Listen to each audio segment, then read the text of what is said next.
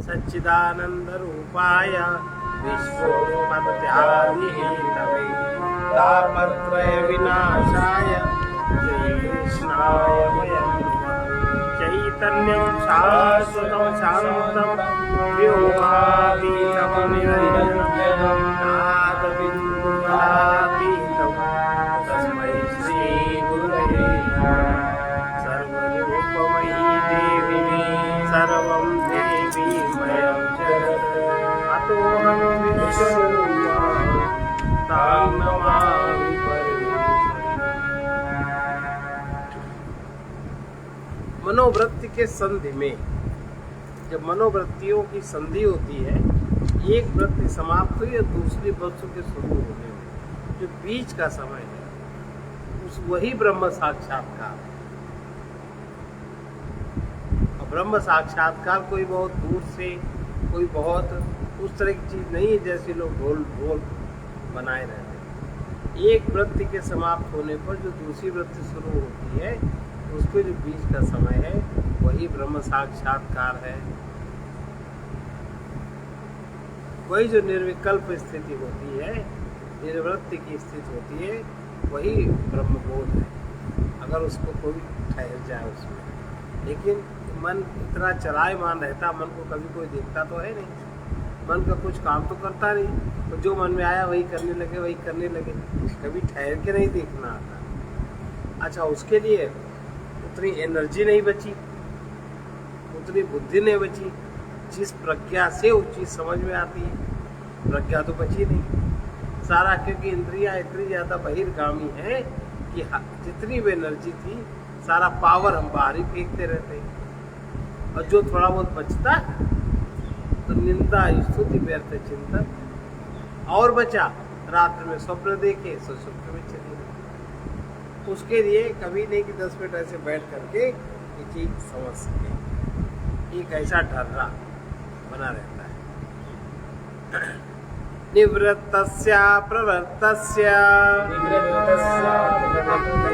निश्चला हि तदा स्थिति, निश्चला हि तदा स्थिति, विषयः सहि बुद्धानां तत्साम्यम् अजमद्वयम्, तत्साम्यम् अजमद्वयम्। इस प्रकार द्वैत से निवृत्त, द्वैत से निवृत्त माने बाह्य संसार में हम जो काम कर रहे थे मन के साथ उस काम से एकदम शांत हो गए, मतलब द्वैत से निवृत्त हो गए, अपने आप में आ गए। द्वैत से निवृत्त और विषयांतर में दूसरे विषय में हमारी मन की वृत्ति जाए, हमारे मन में कोई दूसरी वृत्ति जागे, उसमें प्रवृत्त ना हुए चित्त, दूसरी वृत्ति न जागने पावे और हमारा चित्त प्रवृत्त दूसरी वृत्ति में ना हो। चित्त की उस समय निश्चल स्थिति रहती है, उस समय चित्त की जो स्थिति रहती है निश्चल रहती है, चंचल नहीं रहती। वो परमार्थदर्शी पुरुषों का ही विषय है, उसको ठीक से परमार्थदर्शी पुरुष देख पाते, क्योंकि वही परम साम्य है, अज है और अद्वय है। उसके अलग कोई साम्य, अज और अद्वय तत्व नहीं है। अगर ये बात ठीक से अजम अनिद्रम अस्वप्नम, अजम अनिद्रम अस्वप्नम। देखो, सोना भी वृत्ति है, सुषुप्त अवस्था भी एक वृत्ति है। अब जागृत अवस्था में हम वृत्ति रहित हो सकते। जागृत अवस्था में मन जो काम करता है हमारा, वो मन जब ठहर जाता है और दूसरा मन नहीं उत्पन्न होता, दूसरे काम करने का मन नहीं होता, तो वो जो निश्चल स्थिति है वो हम जागृत अवस्था में कर सकते हैं। बाकी तो सारा वृत्ति का सर्किल ही घूमता है, और वो जो निश्चल स्थिति है वही अज है, अनिद्र है, वहाँ निद्रा नहीं। अगर हम उस स्थिति में बने रहें, कोई स्थिति बनी रहे, तो नींद हमारी गायब हो जाए, निद्रा पे विजय हो जाएगी, तब नींद नहीं आएगी। नींद थकान से आती है ना, और उसमें रहने में स्वयंभू में रहेंगे, ब्रह्म में होंगे, तब नींद का आएगी, तब तो निद्रा समाप्त। वही स्थिति अजय है, अनिद्र है और स्वयं प्रकाश है। वो किसी उस स्थिति से दूसरी वृत्तियां प्रकाशित होती हैं, पर वो स्थिति किसी से प्रकाशित नहीं होती। अजम अनिद्रम अस्वप्नम अजम् अनिद्रम् अस्वप्नम् प्रभातम भवति स्वयं प्रभातं भवति स्वयं सकत विभातो ये वैशा प्रकृतिभातो ये धर्मो धातु स्वभावतः। धर्मो धातु स्वभावः। वो जो स्थिति निश्चल स्थिति है, दो वृत्तियों के बीच का जो कालखंड है, वो स्थिति अज है, अनिद्र है, अस्वप्न है और स्वयं प्रकाश है। आपके समझ में नहीं आ रहा होगा क्योंकि कभी सुना ही नहीं। कैसे समझ में आएगा? सवाल ही नहीं समझ में आने का। वो नहीं, वेदांत कह के न टालो। ये जो हमारे जीवन में घटता है, ये ऐसा घटता है कि नहीं घटता है। मान लो हम एक बात सोच रहे हैं और बात हमारी पूरी हो गई, फिर दूसरा हमें सोचना है, विषयांतर करना, और वो जो बीच का काल खंड है सबके साथ घटता है। तो उसमें अगर हम ठहर सके तो हमें ब्रह्म का अनुभव हो जाएगा। फिर और कोई प्रयास की आवश्यकता नहीं है। वो जो स्वयं प्रकाश स्थिति है, यही आत्मा नामक धर्म अपने वस्तु स्वभाव से नित्य प्रकाश कर, यही आत्मा है। आप अगर ऐसे रहते हो, अगर वहां पे कोई वृत्ति नहीं जागृत होती, तो आप आत्मा में हो। और ऐसा तो बहुत समय आता है। देखिए, सावधान नहीं है, देखना आता नहीं, कभी सुना है नहीं, उस चीज का कोई वही नहीं है। इस प्रकार इतना सरल है, वो स्वयं ही प्रकाशित होता है। आदित्य आदि की अपेक्षा से वो प्रकाशित नहीं होता, वो स्वयं प्रकाश और स्वभाव, और वो स्वभाव सबके साथ है। लेकिन जो तामसी आहार विहार जो करते हैं, उनकी तो वो स्थिति ऐसी है निश्चल स्थिति, जैसे उसमें मिट्टी पड़ गई हो, उनमें प्रकाश नहीं होता। रजोगुणी वालों को इतना चांचल्य है, उनको ठहरना ही नहीं है। केवल जिनका सत्व स्वभाव है, सात्विक खान पान आहार विहार है, वही इस बात को समझ सकते हैं और वही इसको अनुभव भी कर सकते हैं। तो वही जो स्वयं ही प्रकाशित होता है, आदित्य आदि की अपेक्षा से प्रकाशित नहीं होता, अर्थात वो स्वयं प्रकाशित स्वभाव है। ये ऐसे लक्षणों वाला आत्मा नामक धर्म धातु स्वभाव वस्तु स्वभाव से ही सकत विभाता सदा भासमान है, सर्वत्र भास, सदा सर्वत्र। हमारे में तुम्हारे में नहीं, ऐसा नहीं है। बस फर्क इतना है, जिसका साधन शुद्ध है, जो थोड़ा पहले दिमाग वाला है, वो उसको तुरंत ले लेता है, और जिसका साधन शुद्ध नहीं है, उसके लिए अंधकार है। सदा है, सबके साथ है। आत्मा की दूरदर्शिता का हेतु इतना सहज होने पर भी आत्मा दूरदर्श क्यों है? लोग ढोल तमाशे मजीरा लेके एकदम इस तरीके का एक सम्मोहन में क्यों पड़े? कोई भी तुम्हें सम्मोहित कर लेता, जरा सा क्यों सम्मोहित हो जाए? और आप उस सम्मोहन में कैद हुए, आप दूसरे के मन की बात नहीं जान पाते, और आप कहते हो कि उसमें बड़ा इनलाइटेंट है, उस व्यक्ति में बड़ा इनलाइटेंट है, आप उसके मन की बात जान ही नहीं पाते।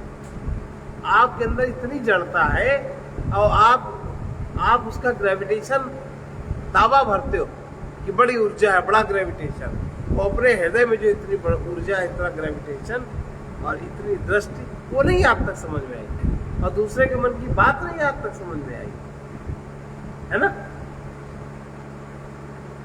बंदर ऐसे नाचते। अब सत्य बात अगर किसी को कहे तो बहुत बुरी लगे।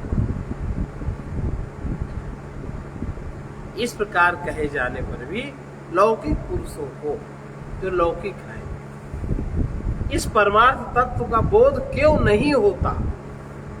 इतना सहज होने पर भी इसका बोध क्यों नहीं होता लौकिक पुरुषों?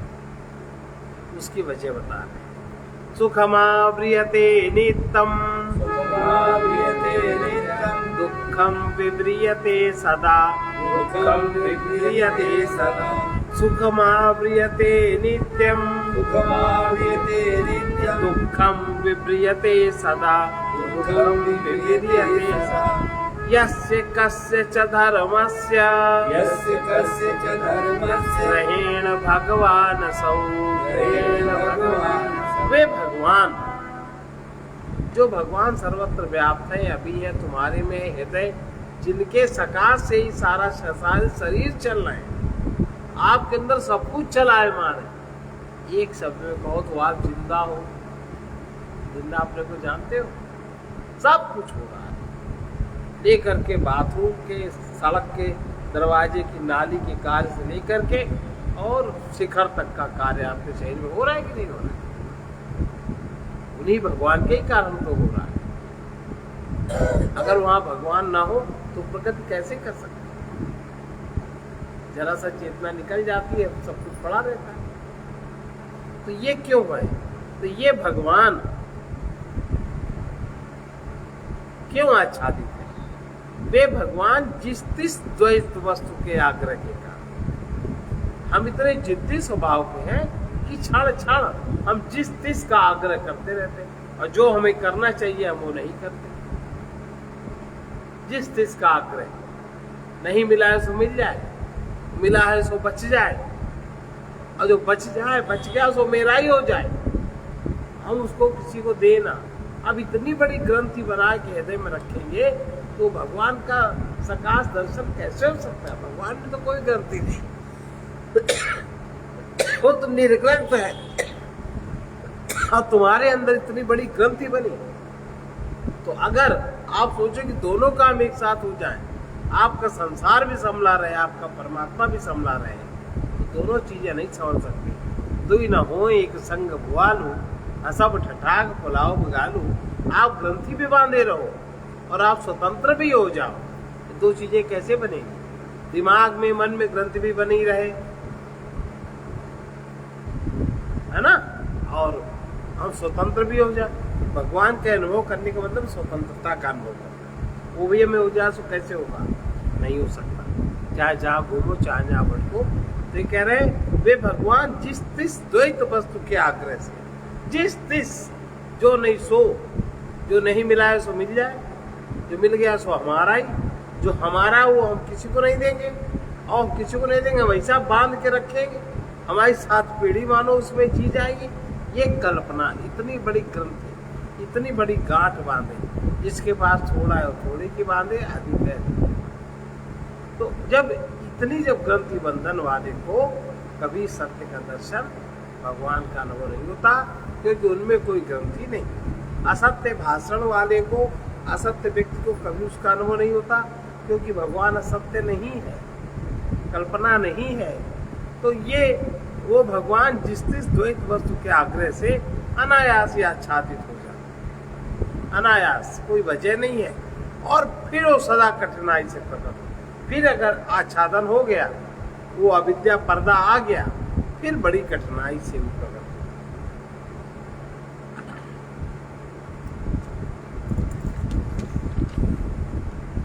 और 4 जो ये बुद्धिवाद, बुद्ध लोग हैं, बुद्ध के जो बुद्ध दर्शन वाले, वो 4 शर्तें कहते हैं। वो कहते आत्मा है, फिर कहते नहीं है, एक कहता है नहीं। इनके 4 संप्रदाय हैं। एक संप्रदाय कहता है आत्मा है, एक संप्रदाय कहता आत्मा नहीं है, एक संप्रदाय कहता नहीं भी है और है भी नहीं, नहीं है पर है और है पर नहीं है। इस प्रकार से क्रमशः चल, स्थिर, उभय रूप और अभाव रूप कोटियों से मूर्ख लोग परमात्मा को निरंतर अपनी बुद्धि में आच्छादित किए रहते हैं। अब आगे देखिए, इस अभिनिवेश से, इस प्रकार जो अभिनिवेश उत्पन्न होता है, जो भय उत्पन्न होता है, उससे सदा आवृत रहता है। चित्त आवृत हो जाता है, चित्त में जो चैतन्य है सदा के लिए ढक जाता। वो कार्य तो करता है, मशीन तो चलती है, पर हमें कुछ दिखाई और समझ में नहीं आता। कोटस्तस्त्रेतास्तु कोटस्यस्त्रेतासु ग्रहिरयासां सदा वृता त्रैर्यासां सदा मिता भगवान नभिस्पृष्टो भगवानाभिस्पृष्टो येन दृष्ट स सर्वदृक् येन दृष्ट स सर्वदिक्। जिनके अभिनिवेश से इस प्रकार का जिनका चिंतन है, उनके भय के कारण आत्मा सदा आवृत, क्योंकि उनके चित्त की स्थिति ऐसे डोलती रहती है। ये चार ग्रंथियां उनके बंधी रहती हैं, वे आत्मा सदा ही आवृत रहता है। वे चार ही कोटियां हैं जिनसे अछूते भगवान को जिसने देखा। ये चार कोटि से अलग जिसका चित्त हो गया, जिसका मन हो गया, उसने भगवान को देखा और वही सर्वदृक है, वो सर्वदृष्टा है, सब कुछ का जानने वाला वो हो जाता है। ऐसे ज्ञानी का नैष्कर्म, उस ज्ञानी का निष्काम कर्म क्या है? प्राप्यम प्राप्य सर्वज्ञता कृष्णाम प्राप्य सर्वज्ञता कृष्णा ब्राह्मण्यम पदमद्वयम ब्राह्मण्यम पदमद्वयम अनापन्नादिमध्यांतम अनापन्नादिमध्यांतम किमतः परमीयते। किमतः परमीयते। इस पूर्ण सर्वज्ञता आदि मध्य और अंत से रही। आदि माने जागृत अवस्था, मध्य माने स्वप्न अवस्था और अंत माने सुषुप्ति अवस्था। इन तीनों अज्ञानजन्य अवस्थाओं से रहित एवं अद्वितीय जो भगवान को जान लेता है, वो अद्वितीय ब्राह्मण्य पद को पाकर भी क्या कोई और चेष्टा भी करेगा, अर्थात फिर उसकी कोई चेष्टा नहीं होती। और फिर जो उसमें चेष्टा देखी जाती है, वो परमात्मा की प्रेरणा से जगत के कल्याण के लिए देखी जाती है। ऐसे लोग हैं जिनमें बहुत चेष्टा होती है, लेकिन जगत के कल्याण के लिए उनके हृदय में, उनके देह में परमात्मा कार्य करता है। तो ऐसे महात्मा कैसे होते हैं? विप्राणाम विनयो हेषः शमः प्राकृत उच्यते दमः प्रकृतिदान्तत्वात् एवं विद्वान् समं व्रजेत्। ऐसे आत्मरूप में, आत्मस्वरूप में जिसकी स्थिति हो जाती है, यह उन ब्राह्मणों का विनय, वो उसी स्थिति में रहते हैं। जो ब्राह्मण लोग हैं, जो इस ब्रह्म तत्व को अनुभव कर लेते हैं, उनका विनय क्या है? आत्मस्वरूप में स्थित रहना। इसे अब सब में आत्मस्वरूप है तो सबके प्रति बहुत विनयी होते हैं, बड़े विनम्र होते हैं सबके प्रति। वही उनका स्वाभाविक शम है। जो मानसिक शम है, शमदम तितिक्षा, वही उनका सम है। तथा स्वभाव से ही वो जितेंद्रिय होने के कारण वही उनका दम भी है। इस प्रकार विद्वान निरंतर शांति को अनुभव करता है। त्रिविध ज्ञेय, तीन तरह के ज्ञेय हैं। वो क्या है? सवस्तु सोपलम्भम च लयं लौकिकमिष्यति लयं लौकिकमिष्यति अवस्तु सोपलम्भम च शुद्धं लौकिकमिष्यति शुद्धं सवस्तु सोपलम्भम च द्वयं लौकिकमिष्यति अवस्तु सोपलम्भम च शुद्धं लौकिकमिष्यति। वस्तु है और वस्तु की उपलब्धि भी है, दो चीजें। ये दोनों के सहित जो द्वैत है, वस्तु है और हमको चाहिए भी, हमें मिल भी जाती है। ये जो दोनों के सहित जो द्वैत है, उसे लौकिक माने जागृत अवस्था कहते हैं। तथा जो द्वैत है, जो द्वैत वस्तु के बिना है, केवल उपलब्ध है, उसको केवल उपलब्धि के सहित है, उसे शुद्ध लौकिक माने स्वप्न कहते हैं। जहाँ वस्तु नहीं है, केवल उपलब्धि है। जहाँ वस्तु है, उपलब्धि है, वहाँ जागृत अवस्था है, लौकिक है।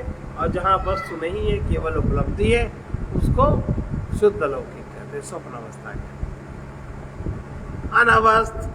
अनवस्थनुपलब्धम च लोकोत्तरमिति स्मृतम भूर्भुवस्सुवर्णकी स्मृतम् ज्ञानं ज्ञेयं च विज्ञेयं ज्ञानं ज्ञेयं च विज्ञेयं सदा बुद्धै प्रकीर्तितम्। सदा बुद्धै प्रकीर्तितम्। जो वस्तु है और उपलब्धि दोनों से रहित है। एक वस्तु है, उपलब्धि है, वो जागृत अवस्था। एक वस्तु नहीं है, केवल उपलब्धि है, स्वप्न अवस्था। और जहाँ न वस्तु है न उपलब्धि है, दोनों से रहित है, वो अवस्था लोकोत्तर अर्थात सुषुप्ति अवस्था मानी गई है। इस प्रकार विद्वानों ने सदा ही अवस्था त्रय रूप 3 अवस्थाओं का ज्ञान और ज्ञेय, ज्ञान इनका ज्ञान किया, ज्ञेय तथा तुरीय रूप जो विज्ञेय कार्य रूप है। ज्ञान तीनों को जो जानता है वो ज्ञान, ज्ञान को जो जानता है सो ज्ञेय, और जो विज्ञेय है नित्य वर्तमान है वो तुरीय अवस्था का निरूपण विद्वानों ने किया। त्रिविध ज्ञेय और उनका ज्ञाता, इन तीनों को जो जान ले और जो उनके ज्ञाता को जान ले वो सर्वज्ञ हो जाता, उसी को सर्वज्ञ कहते हैं।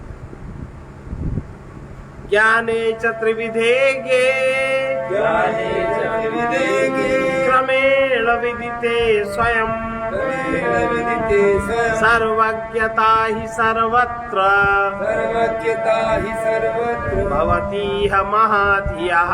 भवति महाधियः। ज्ञान और 3 प्रकार के ज्ञेय। तो ज्ञेय को जो जानेगा वो ज्ञान जानेगा ना। 3 प्रकार के ज्ञेय जिनको जानना चाहिए, तो ज्ञान और 3 प्रकार के ज्ञेय क्रमशः जब जान लिए जाते हैं तो इस लोक में उस महाबुद्धिमान को स्वयं ही सर्वत्र सर्वज्ञता हो जाती है। भाई जागृत अवस्था का मतलब उसने जाना, वो जाग गया उसमें। अब वो जब स्वप्न में भी जाग जाएगा तो स्वप्न का मतलब जान लेगा। वो जब सुसुप्ति में जाग जाएगा तो हर जन्म परम जन्म दुनिया के पीछे सब कुछ जान लेगा। तो वो तो महाबुद्धिमान हो गया। अभी हम तो जागृत अवस्था में नहीं जानते और होते रहते हैं। स्वप्न को तो हमें पता ही नहीं कब आया और कब चला गया। सुसुप्त का तो बिल्कुल अता पता नहीं चलता। अभी तो सुप्तावस्था में कुछ नहीं जानते। तो ये जो ज्ञान और ज्ञेय 3 प्रकार के ज्ञेय को क्रमशः जान लेने पर इस लोक में उस महाबुद्धिमान को स्वयं ही सर्वत्र सर्वज्ञता प्राप्त हो जाती है। ये ज्ञेयाप्यपाक्यानि विज्ञेयान् प्रयाणतः विधेयान् प्रयाणतः तेषामन्यत्र विज्ञेयात् उपलब्धिस्तु स्मृतः उपलब्धिस्तु स्मृतः। अब ये जो ज्ञान हो गया जिससे तीनों ज्ञेय जाने, और विज्ञान हो गया, विज्ञेय हो गया तुरीयावस्था, उसमें स्थित होके सारा काम हुआ। अब हे और ज्ञेय उपाख्यान क्या है? हे माने छोड़ने योग्य क्या? इसमें विद्वान का नैष्कर्म बताया। विद्वान का कर्म किस प्रकार का है, विद्वान किस प्रकार के आचरण से जीता है, वो क्या सोचता है, वो क्या देखता है, क्या त्याग करता है, किससे राग करता है। तो ये जागृत आदि ये तीनों अवस्थाएं तो हेय है। और सत्य ब्रह्म स्वरूप जो तुरीयावस्था है, सत्य का ब्रह्म स्वरूप जो तुरीयावस्था है सत्य में, वो ज्ञेय है, वही जानने योग्य है। और तीनों अवस्थाएं जागृत स्वप्न सुषुप्ति ये हेय है, इनके चक्कर में न पड़े। जो जानने योग्य है वो तुरीयावस्था ज्ञेय है। और पांडित्य आदि, पांडित्य क्यों प्राप्त करना है, पढ़ना लिखना क्यों है, प्राप्तव्य साधन है। ये इन अवस्थाओं के ज्ञेय क्या है और हेय क्या है और विज्ञेय क्या है, इनके प्राप्ति का साधन पांडित्य आदि पढ़ाई लिखाई। और राग द्वेष आदि जो चित्त में है ये प्रशमनीय दोष है, इन दोषों को छोड़ देना चाहिए। ये सबसे पहले जानने योग्य है। ये 3 चीजें जानने योग्य है, जागृत आदि, अवस्था हे ये जानने योग्य है। सत्य ब्रह्म स्वरूप अवस्था तुरीय अवस्था गे ये जानने योग्य है। पांडित्य आदि कर्म प्राप्तव्य जो साधन है, किन साधन से हमें जान सकते हैं वो भी जानने योग्य है। और राग द्वेष जो प्रशमनीय दोष है, इनको सबसे पहले जानना चाहिए जीवन में। हे जाने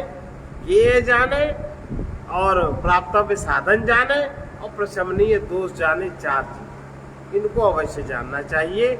इसलिए इनमें से गे ब्रह्म को छोड़कर शेष तीनों में तो केवल उपलम्ब माने अविद्या कल्पितत्व ही कहा गया है। जीव आकाश के समान अनादि और अभिन्न, जीव आकाश के समान अनादि और अभिन्न। कैसे? प्रकृत्यावकाशवज्ञेया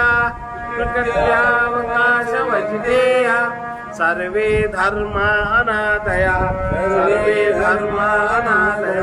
विद्यते नहि नानात्वम् तेषां कचन किंचन। संपूर्ण जीवों को स्वभाव से ही आकाश के समान अनादि जानना चाहिए। कौन सा जीव कब उत्पन्न हुआ, किस जीव को कब कौन शरीर मिला, इसको कोई जान सकता है?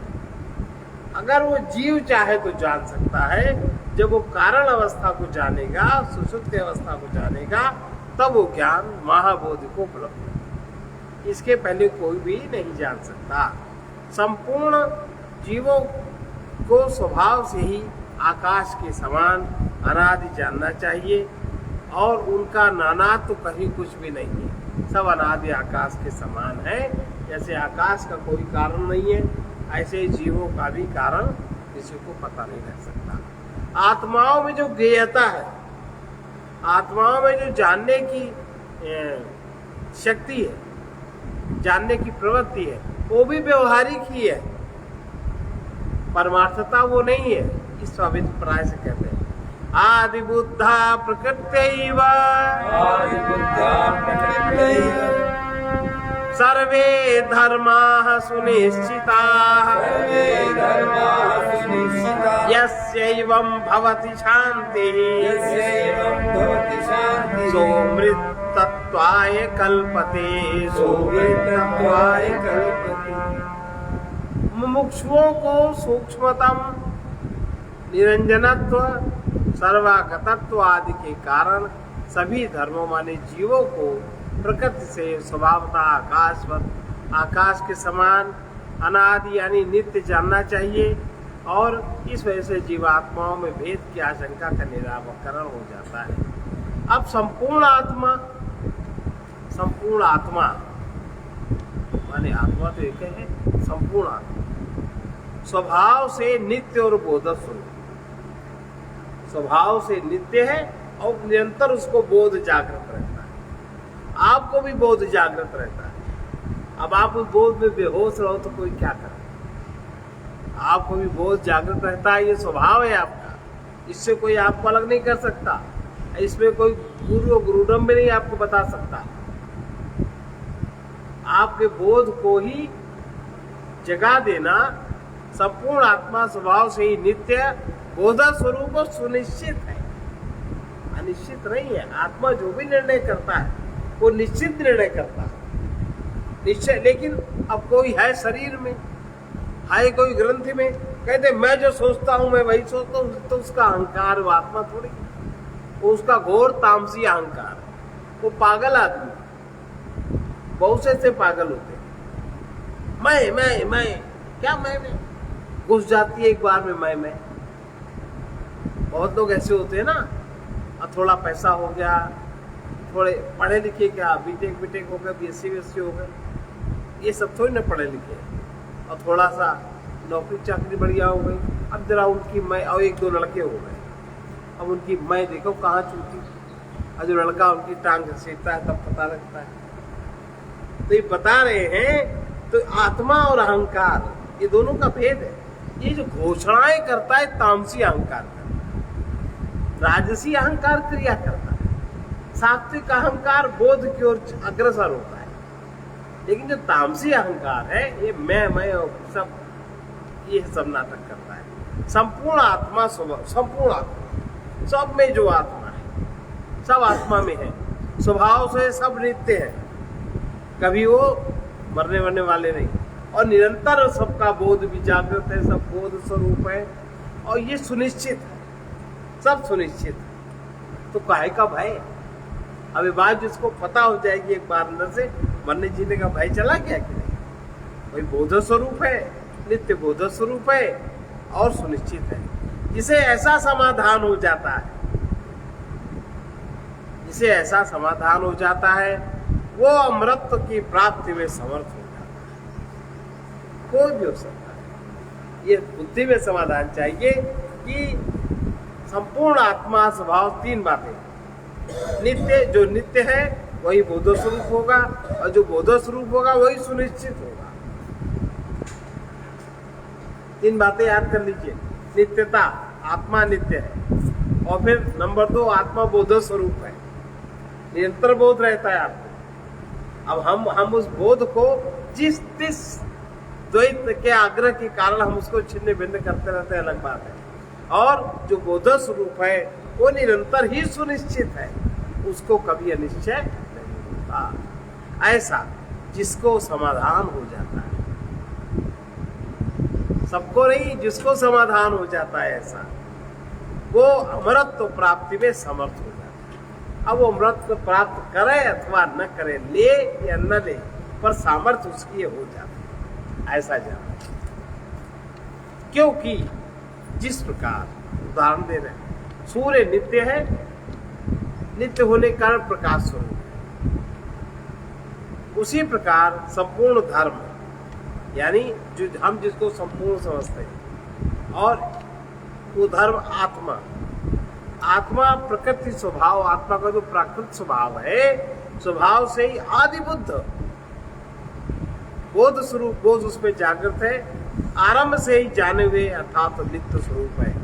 आरंभ से उनका निश्चय भी नहीं करना है, ये हो जाए वो हो जाए, नहीं करना, अर्थात वो नित्य निश्चित स्वरूप है, उसमें किसी निश्चय का अवस्था नहीं दोहराओ हम आत्मा है, हम आत्मा है, क्या निश्चय करो? जो बोध है उसमें जागृत हो जाओ, ऐसे है या वैसे नहीं, इस प्रकार संदिग्ध स्वरूप नहीं। जिस मुमुक्षु को इस तरह उपयुक्त प्रकार से अपने अथवा पराये के लिए सर्वदा बोध निश्चय संबंधी निरपेक्षता है, जिस प्रकार सूर्य अपने अथवा पराये के लिए सदा ही प्रकाशांतर की अपेक्षा नहीं करता, उसी प्रकार जिसे सर्वदा अपने आत्मा में शांति बोध कर्तव्यता की निरपेक्षता रहती है, वो अमृतत्व, अमृत भाव के लिए समर्थ है। इसी प्रकार आत्मा में शांति और कर्तव्यता भी नहीं है। लोग कहते हैं आत्मा शांति,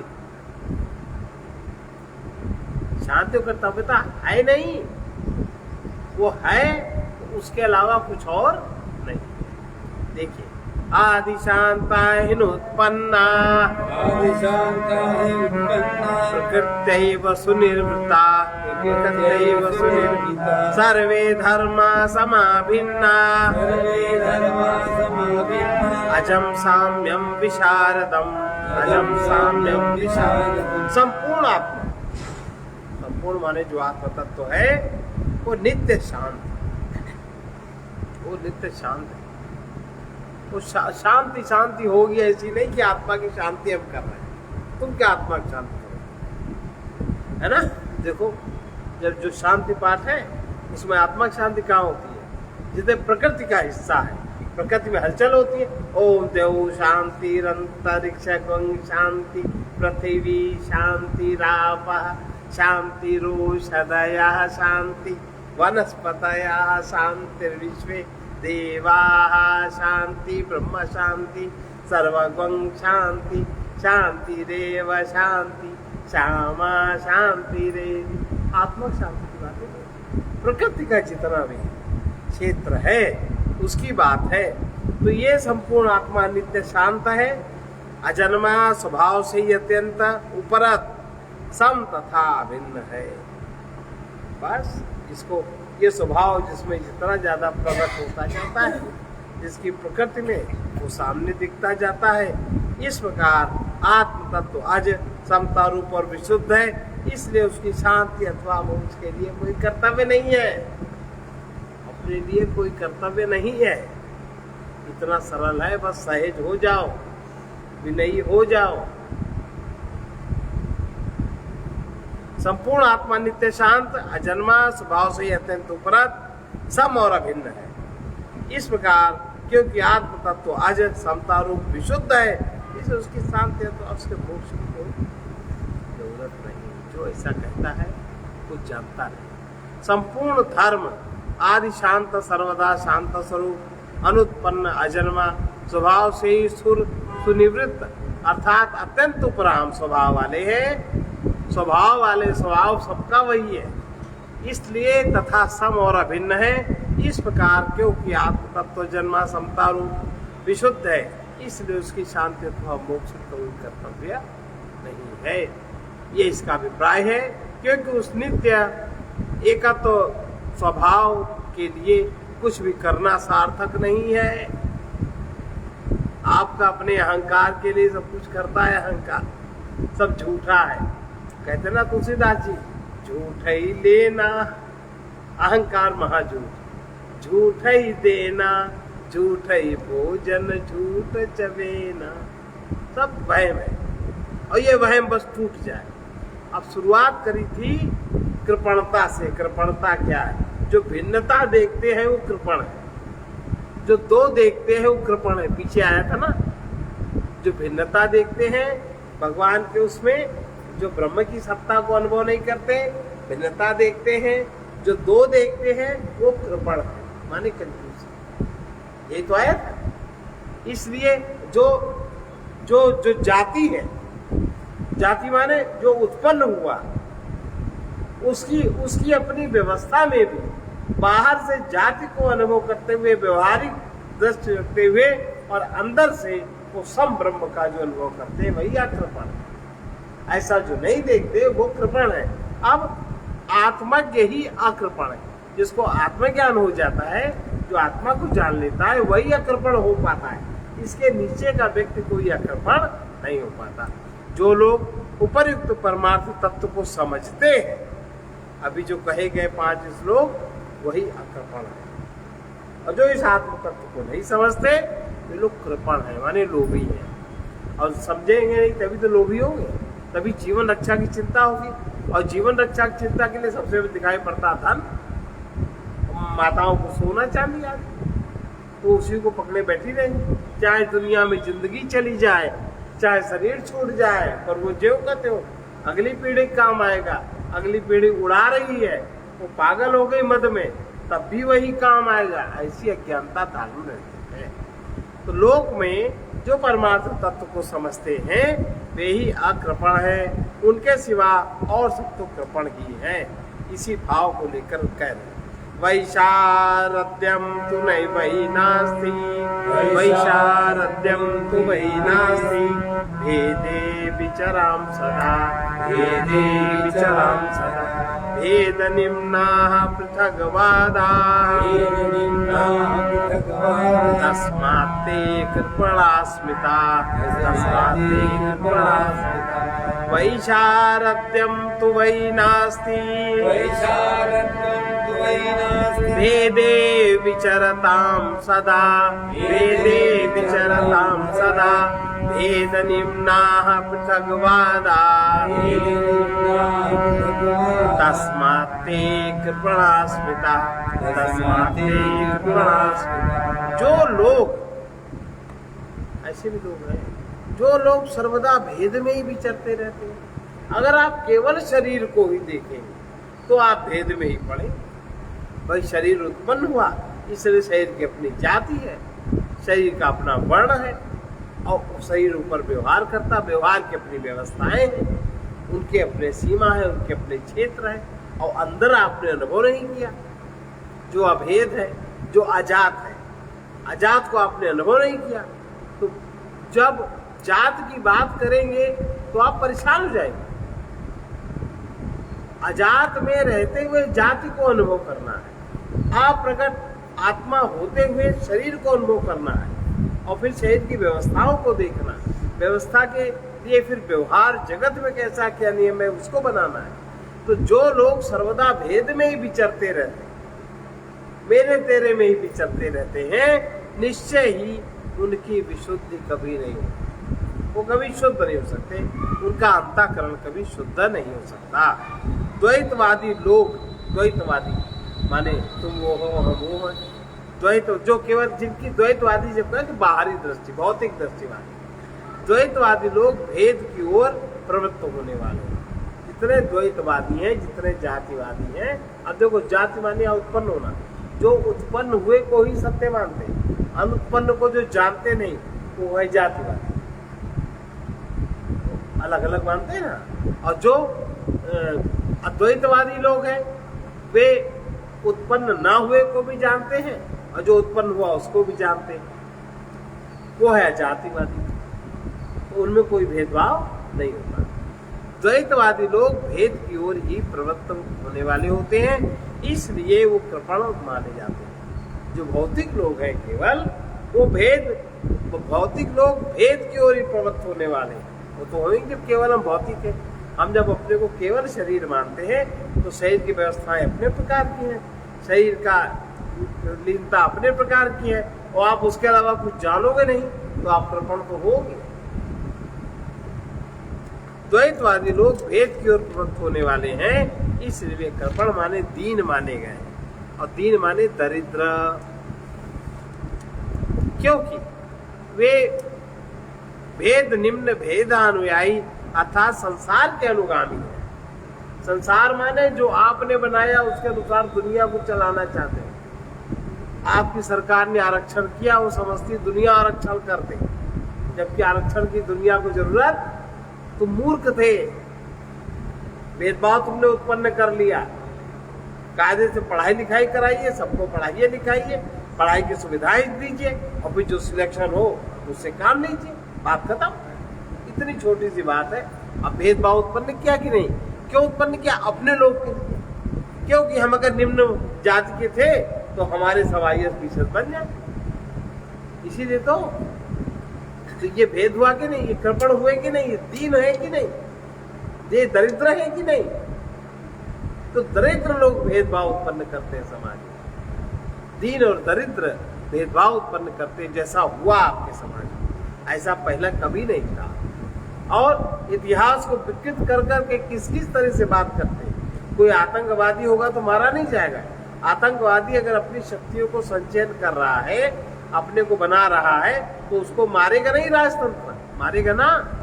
तो अगर संभोग को मार दिया, वो उल्टी तपस्या कर रहा था, हथियार चलाना सीख रहा था, अपना कुनबा बना रहा था, तो राम ने क्या बुरा किया?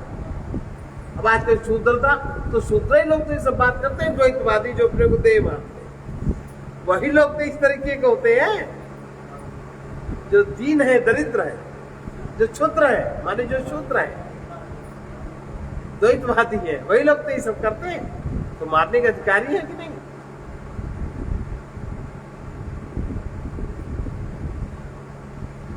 क्योंकि वे भेद निम्न भेद अनुयायी अर्थात संसार के अनुगामी है, अपने बनाए हुए संसार के अनुगामी है। कौन लोग? पृथकवादी, पृथक अर्थात नाना वस्तु, ऐसा जिनका कथन है वे पृथकवादी अर्थात द्वैती लोग, इसलिए वे कृपण क्षुद्र माने गए हैं।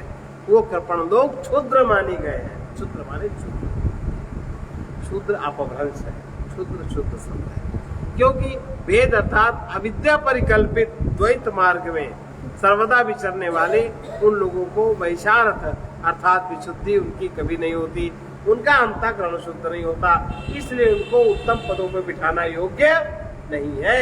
ये राजतंत्र का नियम होता है। अब बताइए, इसमें लिखा है आपका बिगड़ जाएगा शासन। उनकी विशुद्ध नहीं होती, अर्थात उनका कृपण होना ही ठीक है, कृपण बने रहें, ऐसा अभिप्राय है। अब आगे आत्मज्ञ का महाज्ञानित्व, जो इस प्रकार आत्मज्ञानी होता है वही महाज्ञानी होता है। ये हम लोग कल सुने, बढ़िया बात है ना। बता, लाखों साल पुराना दिखाई पड़ा जिसे, इसके अलावा कोई कहीं जा ही नहीं सकता। ये बिल्कुल निम्न स्तर की बात है ना? चल रहा है कि नहीं? कोई नई बात थोड़ी है।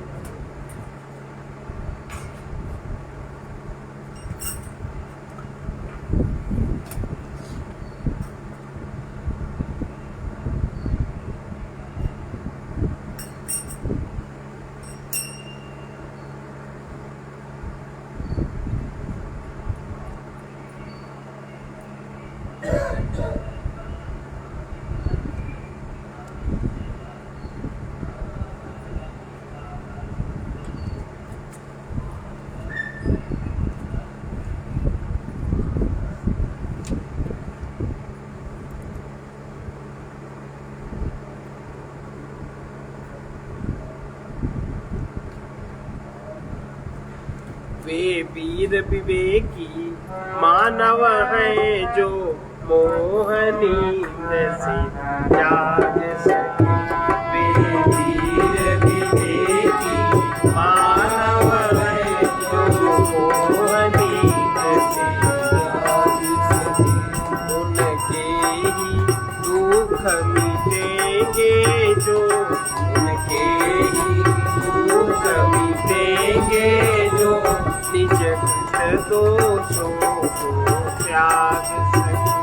निज कृत दोषों को त्याग सके। अब ये दुख मिटना और दोषों का त्याग और जागृत, ये तीन चीजें किन साधन से आएंगी? साधन देखिए, वे श्रमी संयमी होते हैं। वे श्रमी संयमी होते हैं। वे शुभ कर्मी सदगति पाते। वे शुभ कर्मी सदगति पाते। जो शक्ति समय का सदुपयोग, जो शक्ति समय का सदुपयोग कर भोग भूमि से भाग सके। कर भोग भूमि से भाग सके। वे वीर विवेकी मानव हैं। वे वीर विवेकी मानव हैं जो मोह नींद से जाग सके। जो मोह नींद से जाग सके। बेचैन बनाती जो सबको, बेचैन बनाती जो सबको, वो चिंता उनकी मिट जाती। वो चिंता उनकी मिट जाती। जिनका चित चाह मुक्त होकर, जिनका चित चाह मुक्त होकर हरि के चिंतन में लाग सके। हरि के चिंतन में लाग सके। उनके ही दुख मिटेंगे जो, उनके ही दुख मिटेंगे जो निज कृत दोषों को त्याग सके। निज कृत दोषों को त्याग सके। है साधक का पुरुषार्थ यही। है साधक का पुरुषार्थ यही। सारी दुर्बलताएं तज दे। सारी दुर्बलताएं तज दे। कामना रहित होकर जो अपना, कामना रहित होकर जो अपना हृदय प्रीति से पाग सके। हृदय प्रीति से पाग सके। जो शक्ति समय का सदुपयोग कर, शक्ति समय का सदुपयोग कर भोग भूमि से भाग सके। भोग भूमि से भाग सके। सबका दाता परमेश्वर है। सबका दाता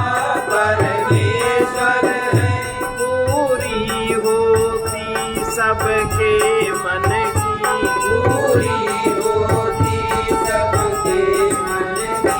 सबका दाता जगदीश्वर है, सबका दाता जगदीश्वर है। पूरी होती सबके मन की, पूरी होती सबके मन की।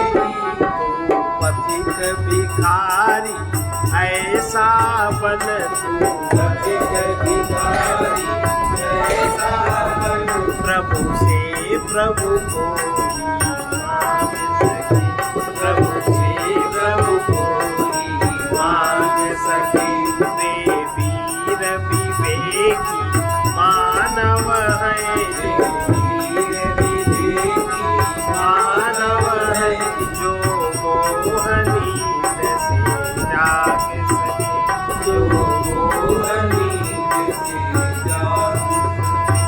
उनके ही रूप मिलेंगे जो, निज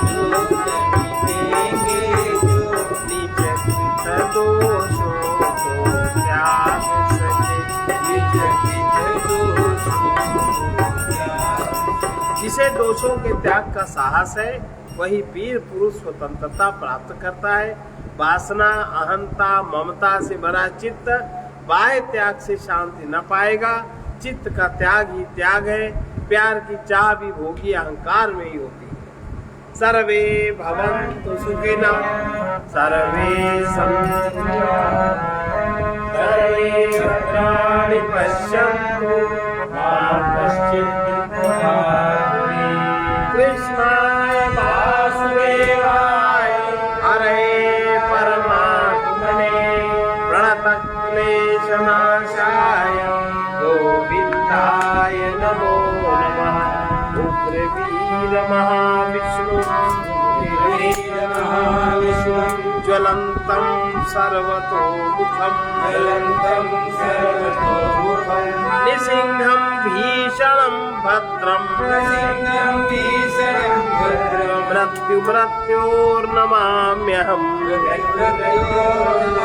ॐ ह्रौं जूं सः ॐ भूर्भुवः स्वः ॐ त्र्यम्बकं यजामहे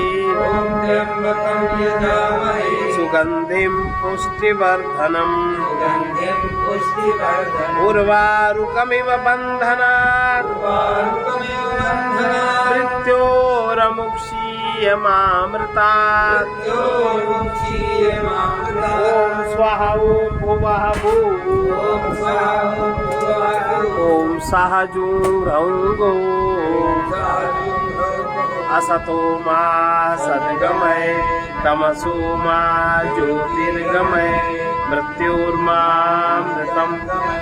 ॐ पूर्णमदः पूर्णमिदं पूर्णात् पूर्णमुदच्यते पूर्णस्य पूर्णमादाय पूर्णमेवावशिष्यति। ॐ शान्ति शान्ति शान्ति सर्वारिष्ट शान्तिर्भवतु।